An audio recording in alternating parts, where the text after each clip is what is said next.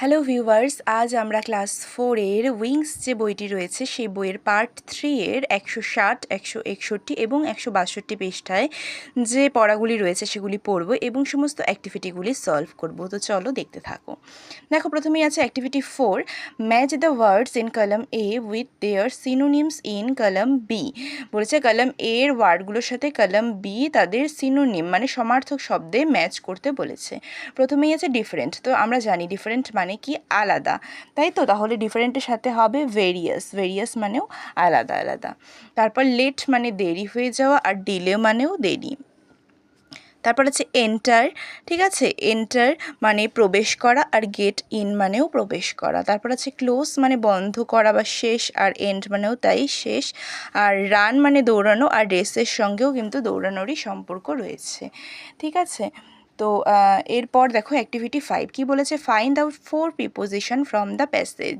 যে প্যাসেজটি আমরা পড়েছিলাম 158 পৃষ্ঠায়, সেখান থেকে 4টি প্রিপোজিশন খুঁজে নিতে বলেছে। তো দেখো প্রিপোজিশন আমরা প্রথমেই দেখতে পাচ্ছি টু একটি প্রিপোজিশন আছে, ফর আছে, ফরও একটি প্রিপোজিশন, ঠিক আছে, অ্যাজ একটি প্রিপোজিশন, ইন একটি প্রিপোজিশন। তাহলে আমরা কি কি লিখব? টু, ফর, অ্যাজ, ইন, 4টি প্রিপোজিশন কিন্তু আমরা প্যাসেজে পেয়ে গেছি। তারপর আছে অ্যাক্টিভিটি 6, দেখো কি বলেছে, tick the correct option. Correct অপশানে কারেক্ট প্রিপোজিশনে টিক দিতে বলেছে। The table is dash the room, টেবিলটি রুমের কোথায় হবে? রুমের ওপরে তো নিশ্চয়ই টেবিল হবে না, ইন মানে ভেতরে, তাহলে ইন হবে, ঠিক আছে। বি নাম্বার কি বলেছে, why are you looking of or at me, ঠিক আছে, তাহলে এটা কি হবে বলো তো? এটা হবে অ্যাট মি, ঠিক আছে, why are you looking at me. C number কি বলেছে, they are going at or to school, they are going কি হবে? টু হবে, they are going to school. D number কি বলেছে, I shall talk to him at night or in night, I shall talk to him কি হবে? At night, নাইটের আগে at হয়। E number কি বলেছে, gym walked into or in the room, gym walked into the room মানে বাইরে থেকে সে ভেতরের দিকে প্রবেশ করলো, এরকমটা বোঝালে ইনটু হয়, ইনটু দ্য রুম। তো এরপর আমরা পরের পৃষ্ঠায় চলে যাব। তো দেখো এখানে প্রথমে আছে অ্যাক্টিভিটি 7, কি বলেছে, complete the sentences with the opposites of the words given in brackets. এই সেন্টেন্সগুলো কমপ্লিট করতে বলেছে এই ব্র্যাকেটে দেওয়া ওয়ার্ডগুলির অপোজিট ওয়ার্ড দিয়ে, ঠিক আছে। তো দেখো কি আছে, the light dash as the sun rises, dims, dims মানে আমরা কি জানি যে অনুজ্জ্বল, তাহলে ডিমসের অপোজিট কি? ব্রাইটেন্স, BRIGHTENS, brightens, the light brightens as the sun rises, ঠিক আছে, সূর্য ওঠার সময় খুব আলোকিত উজ্জ্বল হয়ে যায় আলোটা, সেটাই বলেছে। বি নাম্বার, সরো ইন আওয়ার লাইফ ইজ, এখানে আছে পার্মানেন্ট, পার্মানেন্ট মানে স্থায়ী, চিরস্থায়ী, তো আমরা কি লিখব? টেম্পোরারি, পার্মানেন্টের অপোজিট হলো টেম্পোরারি মানে অস্থায়ী, টেম্পোরারি, যে আমাদের জীবনে দুঃখগুলো সব অস্থায়ী।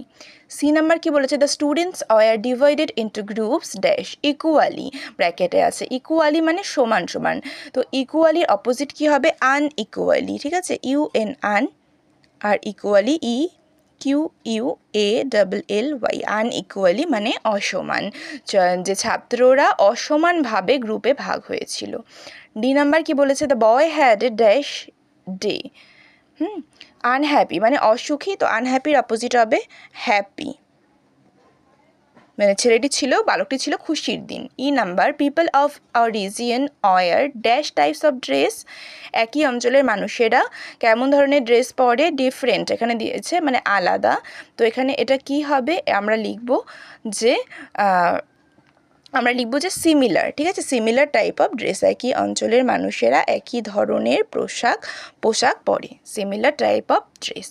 অ্যাক্টিভিটি 8 কি বলেছে, make sentences with the following words, এই ওয়ার্ডগুলো দিয়ে সেন্টেন্স লিখতে বলেছে। প্রথমেই আছে কি ইভিনিং, তো ইভিনিং দিয়ে আমরা লিখতে পারি ইট ওয়াজ 7 o'clock ইন দ্য ইভিনিং, ঠিক আছে, ইট ওয়াজ 7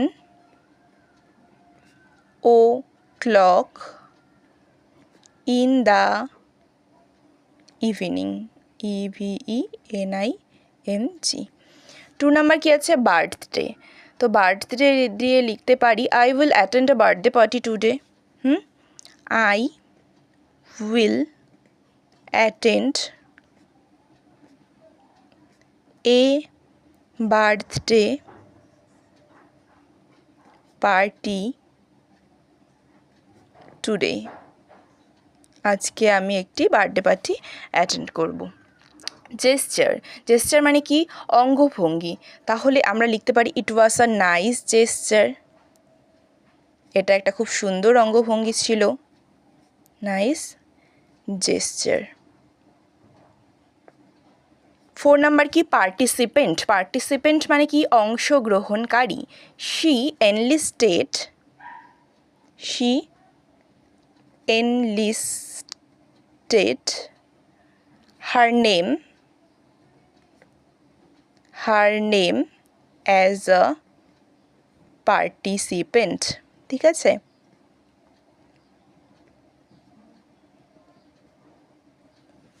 সে একজন অংশগ্রহণকারী হিসেবে তার নামটি নথিভুক্ত করলো। এরপর আছে দেখো অ্যাক্টিভিটি 9। তো অ্যাক্টিভিটি 9-এ কী বলেছে? Given below is the routine of Sabina for 5 days after school.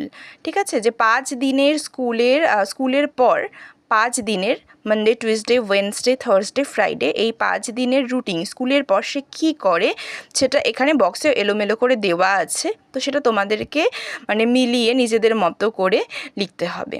ঠিক আছে? তো দেখো আছে অ্যাটেন্ডস মিউজিক ক্লাস অ্যাটেন্ড করে, লার্নস ডান্স শেখে, প্লেস উইথ ফ্রেন্ডসদের সঙ্গে খেলে, helps her mother in cooking, তার মাকে রান্নাতে হেল্প করে, রিডস বুক অ্যাট হোম, বাড়িতে বই পড়ে। ঠিক আছে? তো দেখো এখানে নিজেদের মতো করে সাজিয়ে লিখতে হবে, যেটা 162 পৃষ্ঠায় লেখার জায়গা দিয়েছে। ঠিক আছে? তো দেখো 162 পৃষ্ঠায় কি লিখেছি? Sabina attends the music class on Monday. সোমবার সাবিনা মিউজিক ক্লাস অ্যাটেন্ড করে। ঠিক আছে? আফটার স্কুলের পরে অবশ্যই। On Tuesday Sabina helps her mother in cooking. মঙ্গলবার মানে টুইসডে সাবিনা তার মাকে রান্নায় হেল্প করে। On Wednesday Sabina learns dancing. Wednesday মানে বুধবার সাবিনা নাচ শেখে। On Thursday Sabina place with friends. বৃহস্পতিবার, থার্সডে মানে বৃহস্পতিবার সাবিনা তার বন্ধুদের সাথে খেলা করে। She reads book at home on Friday মানে শুক্রবার সে কী করে? সে হলো বই পড়ে। তো এই ছিল আজকের পড়া। আর পড়াটি যদি তোমরা বুঝতে পেরে থাকো তাহলে অবশ্যই ভিডিওটিতে একটা লাইক করে দেবে এবং তোমার বন্ধুদের সাথে শেয়ার করবে। এবং এই উইংস বইয়ের বাকি ভিডিওগুলোর জন্য কিন্তু আমি কিছু একটি প্লেলিস্ট ওপেন করেছি। তো সেই প্লেলিস্ট থেকে তোমরা আগের পেজের ভিডিওগুলি দেখে আসবে এবং উইংসের বাকি ভিডিওগুলি সেখানে দেখতে পাবে। এবং আমার চ্যানেলের অন্যান্য ভিডিওগুলি দেখার জন্য অবশ্যই চ্যানেলটিকে সাবস্ক্রাইব করবে।